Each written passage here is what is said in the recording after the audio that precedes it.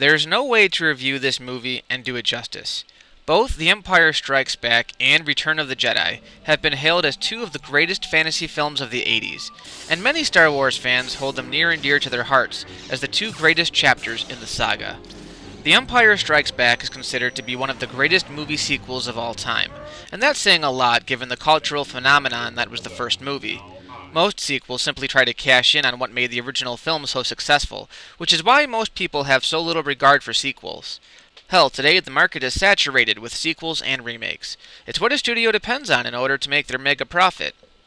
Following Star Wars, George Lucas was given the freedom to become independent of the studio system, and rather than spend all his time directing, he set out to create his own company in order to completely self-finance the next two Star Wars films. People often like to criticize Lucas for his lack of imagination due to the CGI-laden nature of the recent prequel trilogy, but what people forget is that he created this universe, and for The Empire Strikes Back, he would be able to do so without a studio executive looking over his shoulder.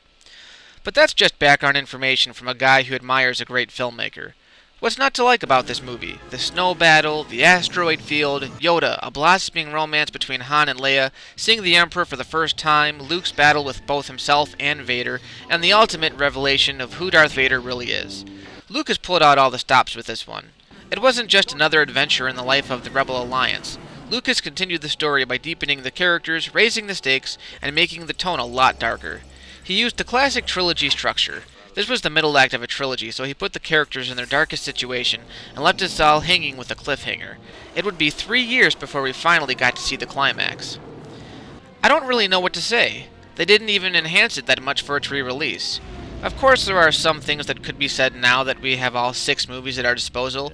For those who've never seen a single Star Wars movie, I'm going to reveal a major spoiler, so you've been warned. Darth Vader reveals that he is Luke's father. Even if you've never seen this movie before, you've heard this line somewhere. Luke, Luke, I am your father. I am your father. That was from Star Wars. I know. This is where it originated.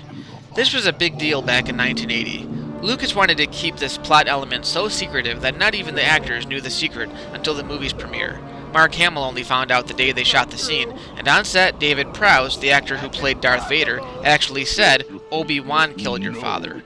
In the years leading up to Return of the Jedi, most people wondered if Vader was telling the truth or not, James Earl Jones included.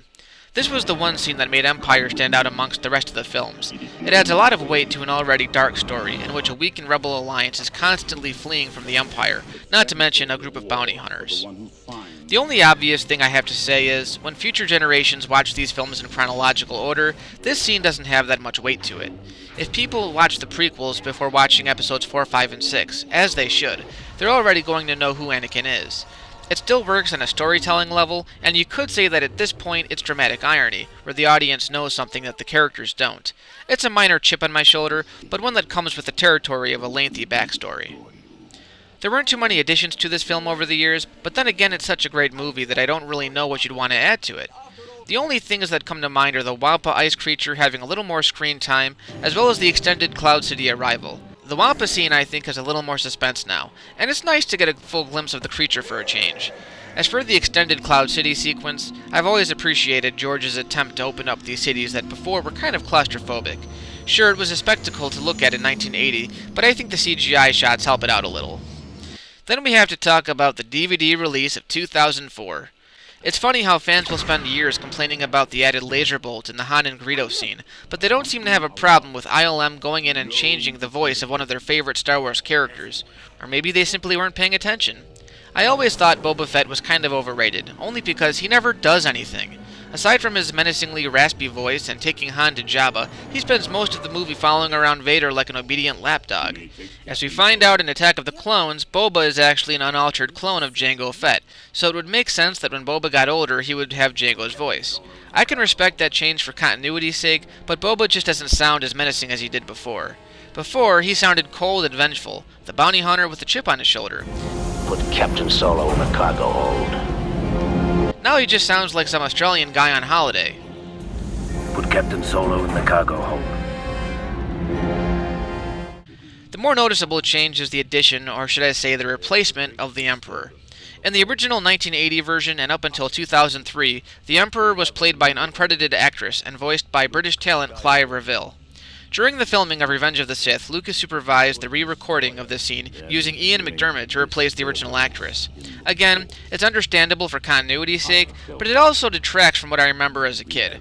How many sequels are out there where characters are played by multiple actors?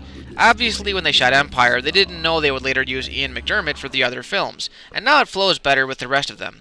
But it's kind of frightening to see just how much control filmmakers have over their work. Aside from those minor changes, saying that Empire is a good movie is like saying Michael Jackson was a good singer.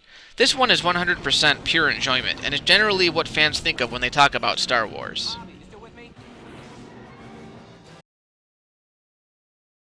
There's an awful lot of moisture in here. I don't know.